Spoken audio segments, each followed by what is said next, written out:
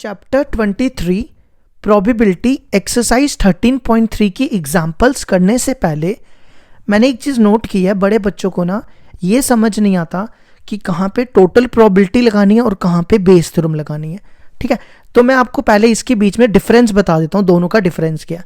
पहले तो इन दोनों की थ्योरम बताता हूँ, लेकिन आपको इस थ्योरम से इतना क्लियर नहीं होगा। जब एग्जाम्पल करेंगे ना, इन दोनों पे करेंगे तो वहाँ से क्लियर हो जाएगा। ये मान लो पूरी सैम्पल स्पेस है। सैम्पल स्पेस तो समझते हो ना क्या होती है। जैसे एक कॉइन को टॉस करेंगे तो उसकी सैम्पल स्पेस क्या होगी, या तो हेड होगी या तो टेल होगी।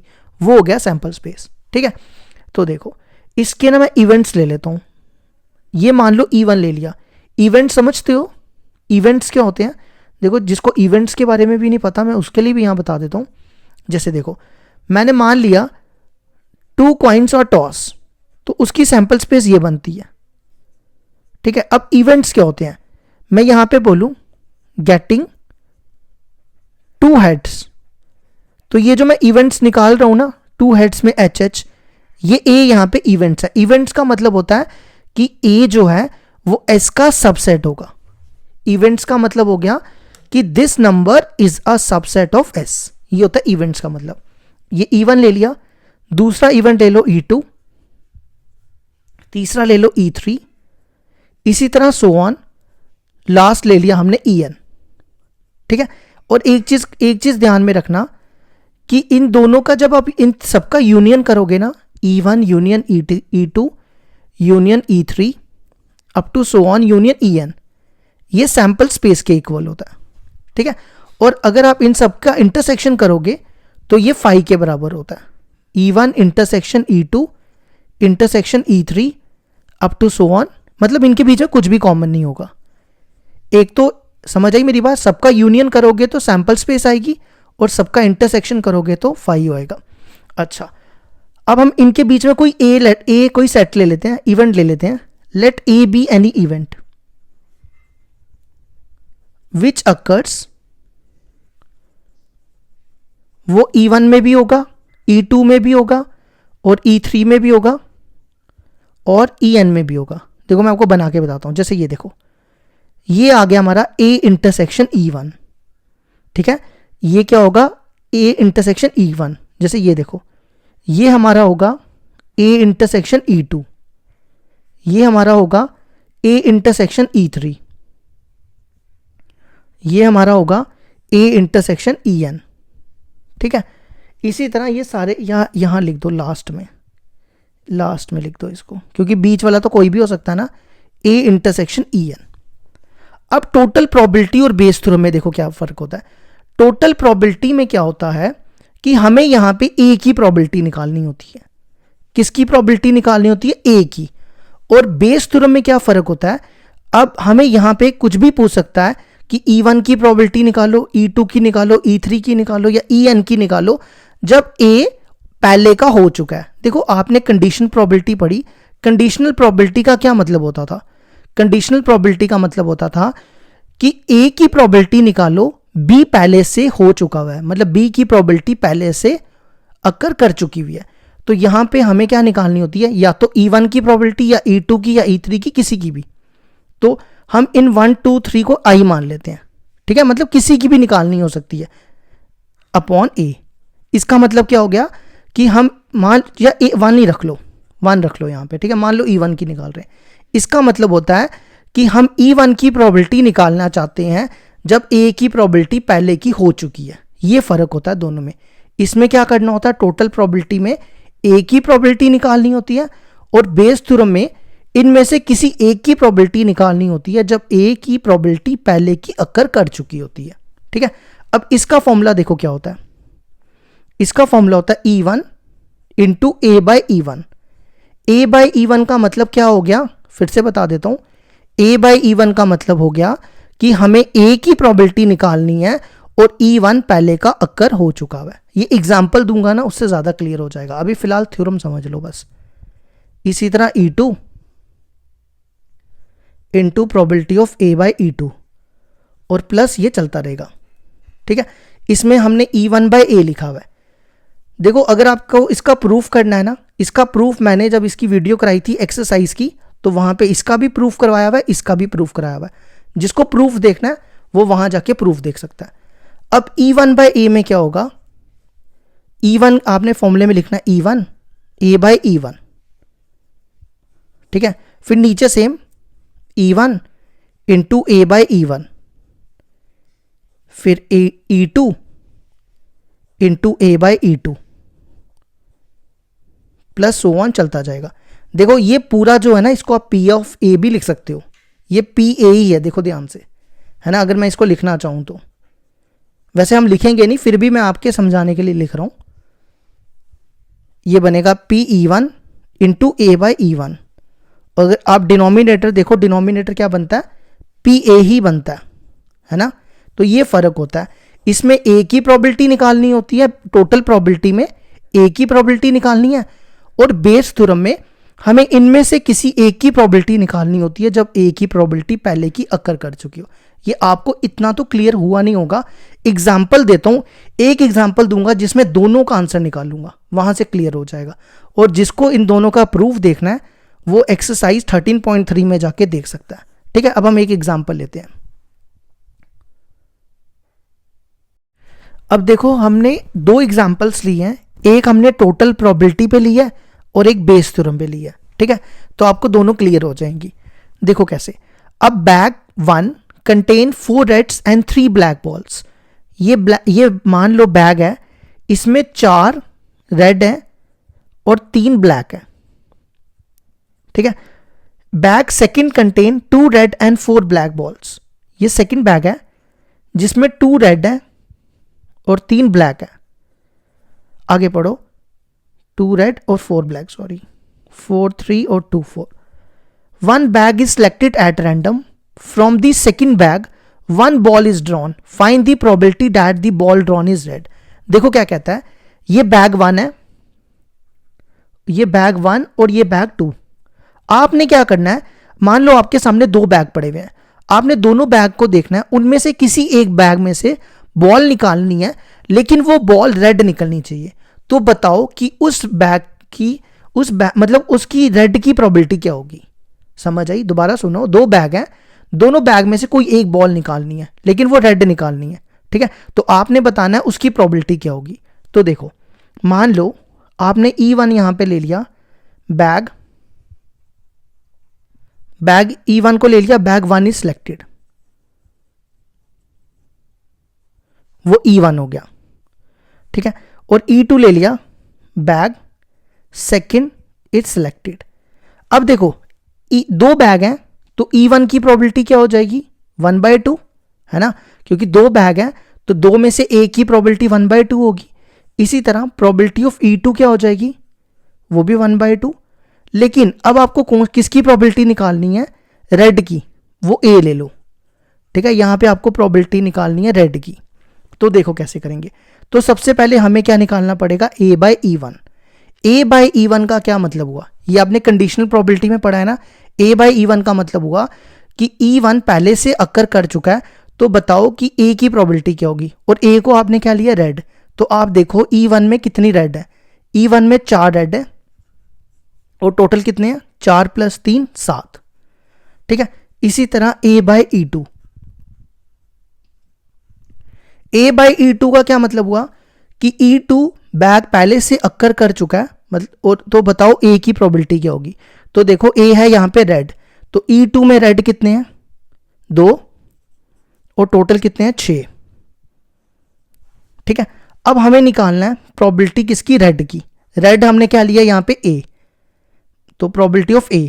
तो आपने इसके लिए ये फॉर्मूला यूज करना है टोटल प्रोबेबिलिटी का, E1 A बाय E1 और E2 और A बाय E2।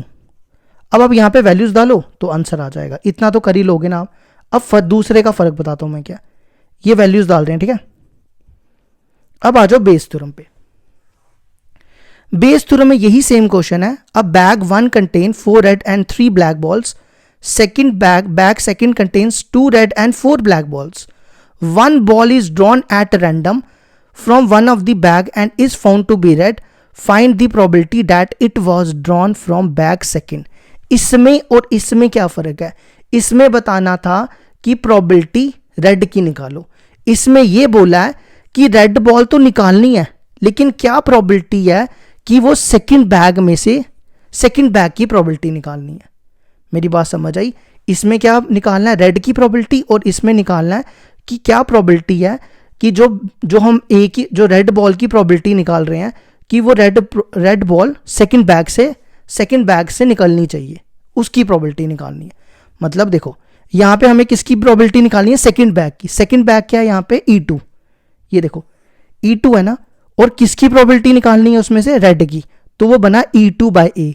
E2/A का मतलब हो गया कि A की प्रोबेबिलिटी A पहले से अकर कर चुका है तो E2 की प्रोबेबिलिटी निकालनी है। मतलब यहाँ पे रेड पहले से अकर कर चुका है तो E2 की प्रोबेबिलिटी निकालनी है। ये फर्क होता है दोनों में, ठीक है। तो इसका फॉर्मूला देखो क्या बनेगा, PE2। अगर यहाँ पे E2 है तो आपको E2 रखना है।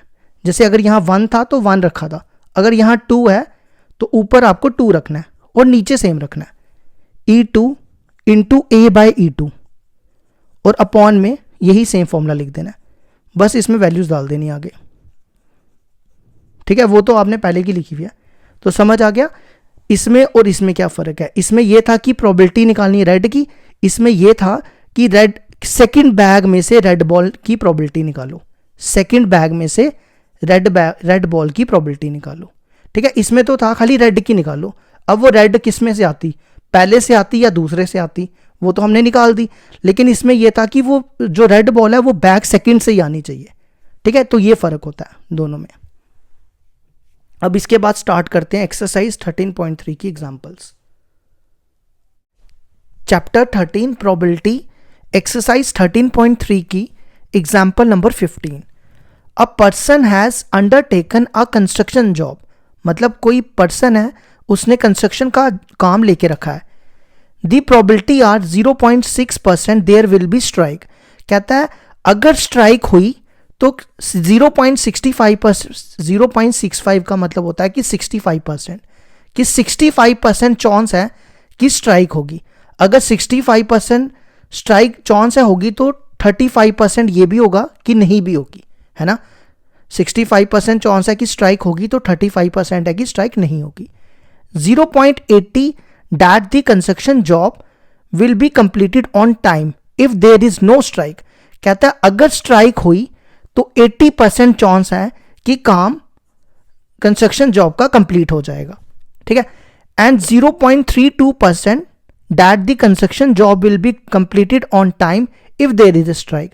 कहता है अगर स्ट्राइक हो गई तो 32% चांस है कि कंस्ट्रक्शन का काम कंप्लीट हो जाएगा। मतलब दोनों केसेस में काम तो कंप्लीट होना ही है, चाहे स्ट्राइक हो चाहे स्ट्राइक ना हो। तो determine the probability that the construction job will be completed on time. अब देखो आपको कैसे पता चलेगा कि यहाँ पे टोटल प्रोबेबिलिटी निकालनी है। देखो अगर यहाँ पे लिखा होता ना determine the probability that the construction job will be completed on time if there is a strike, अगर ये लिखा होता if there is a strike तो मतलब होता कि आपको बेस थ्योरम निकालनी है, ठीक है। तो यहां पे क्या निकालना है आपको? Total probability. तो E1 क्या हो जाएगा? E1 ले लेंगे कि यहां पे स्ट्राइक होगी, there will be strike, there will be strike. और E2 ले लो कि there will be no strike, there will be no strike. और A क्या होगा? A यहां पे हो जाएगा कि हमें काम को कंप्लीट करना है। A होगा construction job will be completed on time, construction job will be completed on time.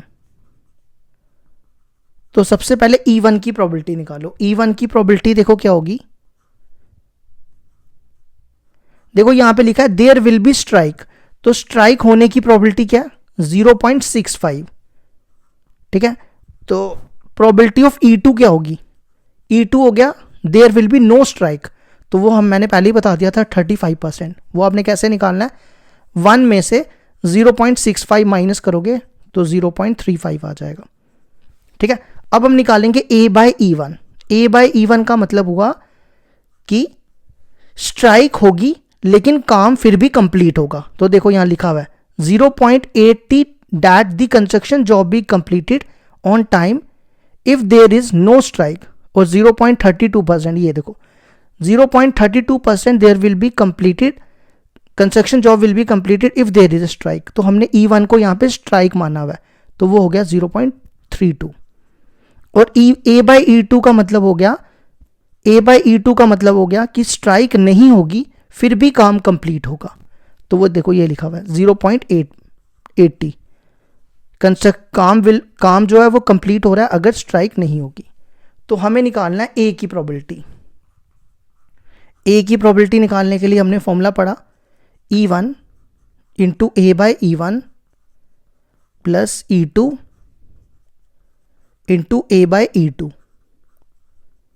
अब इसमें E1 की वैल्यू डालो, E1 है 0.65, ए बाई ई वन है 0.32 प्लस E2 है 0.32 into A by E two 0.8। इसको मल्टीप्लाई करो, 65 को 32 से मल्टीप्लाई करो, कितना आएगा कर लेना, मैं डायरेक्ट लिख देता हूँ, ठीक है। ये बनेगा 0.208 और इन दोनों को मल्टीप्लाई करके बनेगा 0.28, दोनों को प्लस कर लो, ये बनेगा 0.488। ये होगी example 15 complete.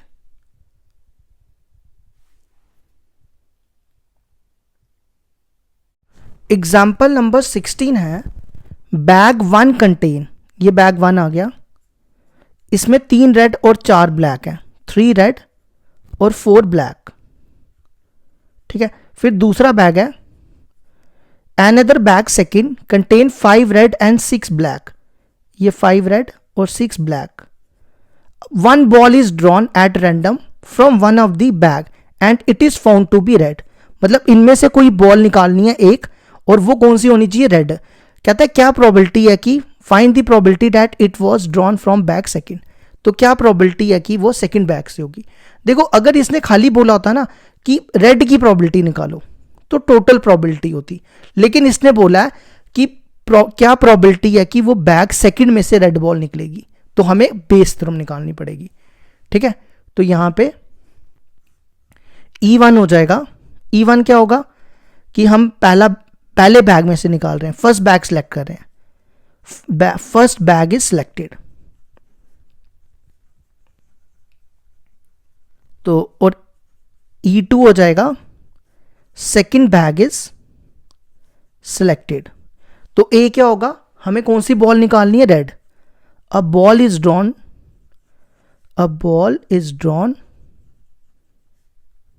To be red, ठीक है। अब E1 की प्रोबेबिलिटी निकालो, E1 में क्या है, फर्स्ट बैग इज सिलेक्टेड, तो बैग तो 2 ही है, तो 2 बैग है टोटल 2 और एक बैग फर्स्ट बैग की निकाल रहे हैं तो 1/2, और E2 की क्या होगी, इसकी भी 1/2।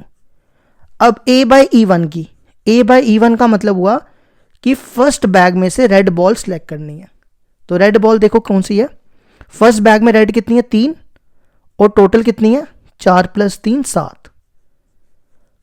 ए बाई ई टू का मतलब हो गया कि सेकंड बैग में से रेड बॉल सेलेक्ट करनी है, सेकंड बैग में रेड है 5 और टोटल है 11, 5 और 6 11।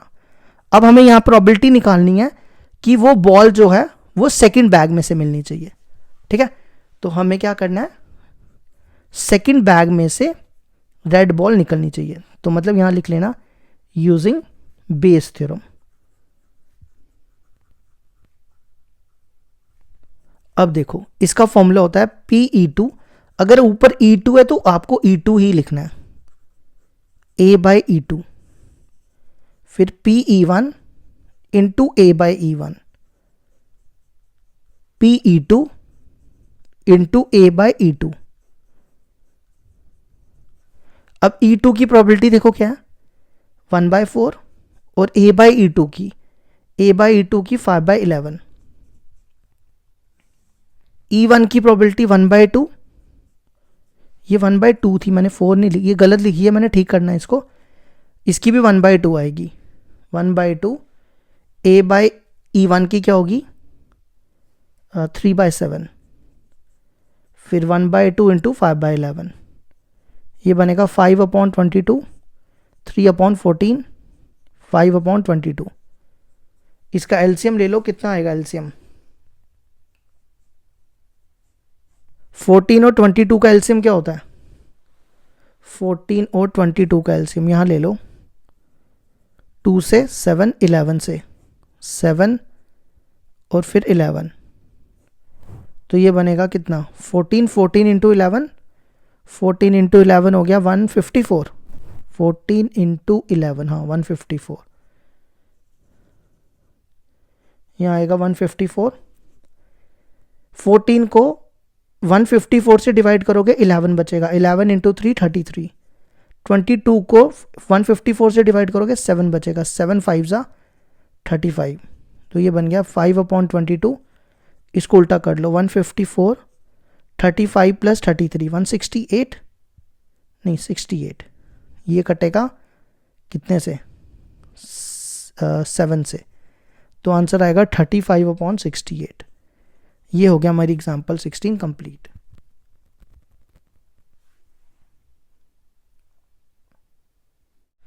एग्जाम्पल नंबर 17 है, given 3 identical box, first second third, each containing 2 coins.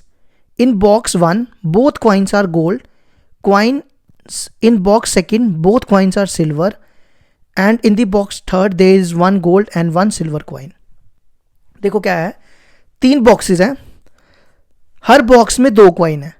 पहले बॉक्स में दोनों गोल्ड कॉइन है, दूसरे बॉक्स में दोनों सिल्वर कॉइन है, तीसरे बॉक्स में एक गोल्ड कॉइन है और एक सिल्वर कॉइन है। A person chooses a box at random and takes out a coin. एक पर्सन क्या कर रहा है, एक बॉक्स, 3 बॉक्स हैं, तीनों में से एक उसने कॉइन निकालना है, ठीक है। अब वो किससे निकालता है वो देखो आगे। तीनों में से उसने एक कॉइन निकाला, if the coin is gold, कहता है अगर गोल्ड निकला, देखो इसमें दोनों गोल्ड है, इसमें सिल्वर, एक सिल्वर है एक सिल्वर है, और इसमें एक गोल्ड है और एक सिल्वर है, ठीक है। अगर गोल्ड निकला तो क्या प्रोबेबिलिटी है कि other coin is in the box is also of gold. अगर उसने एक कॉइन निकाला, अगर वो गोल्ड निकला, तो क्या प्रोबेबिलिटी है कि दूसरा कॉइन भी गोल्ड निकलेगा। देखो दोनों कॉइन यहाँ पे गोल्ड सिर्फ एक ही बॉक्स में है, तो हमें यहाँ पे प्रोबेबिलिटी निकालनी होगी E1 की, समझ रहे हो। क्योंकि देखो ना, पहला कॉइन भी गोल्ड निकला और दूसरा कॉइन भी, हमें किसकी निकालनी है प्रोबेबिलिटी? गोल्ड की, क्योंकि यहाँ दोनों सिल्वर है और यहाँ पे एक गोल्ड और सिल्वर है, तो हमें इस दूसरे वाले की गोल्ड की प्रोबेबिलिटी निकालनी है। इसका मतलब हमें E1 की निकालनी है, ठीक है। तो E1 क्या होगा यहाँ पे? E1, E2 और E3, ये तीनों बॉक्स है ना, तो हम यहाँ पे लिखेंगे ये बॉक्स 1 हो जाएगा, या ऐसे लिखो, first box is selected, first box is selected. E2 हो जाएगा सेकंड बॉक्स इज सिलेक्टेड, और थर्ड हो जाएगा थर्ड बॉक्स इज सिलेक्टेड, ठीक है। और ए यहां पे देखो क्या होगा, हमने क्या करना था, पहला कॉइन कौन सा निकालना था? गोल्ड, तो यहां पे क्या आएगा? Coin drawn is of gold. अब निकालो E1 की प्रोबेबिलिटी। देखो यहां पे 3 बॉक्स है ना, तो तीनों बॉक्स की प्रोबेबिलिटी क्या होगी? ये पहला बॉक्स, ये दूसरा, ये तीसरा। फर्स्ट बॉक्स लिया तो 1, और टोटल 3 बॉक्स हैं तो 1/3। सेकंड बॉक्स की प्रोबेबिलिटी ये भी 1/3, और थर्ड बॉक्स की प्रोबेबिलिटी 1/3। अब A/E1 का मतलब हुआ कि पहला बॉक्स ऑलरेडी हो चुका है, तो बताओ A की प्रोबेबिलिटी क्या होगी। देखो A क्या है यहाँ पे? गोल्ड। तो फर्स्ट बॉक्स में देखो गोल्ड कितने हैं? 1 2, टोटल हैं 2, और कॉइन भी 2 हैं, तो वो हो गया 1।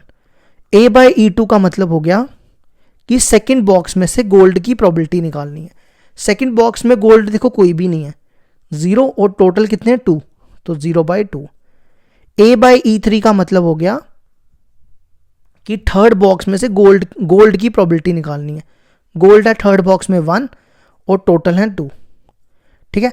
और यहां प्रोबेबिलिटी निकालनी है कि दूसरा कॉइन भी गोल्ड होना चाहिए, और दूसरा कॉइन गोल्ड सिर्फ सेकंड बॉक्स में है, तो मतलब हमें यहां पे E1/A निकालना है यूजिंग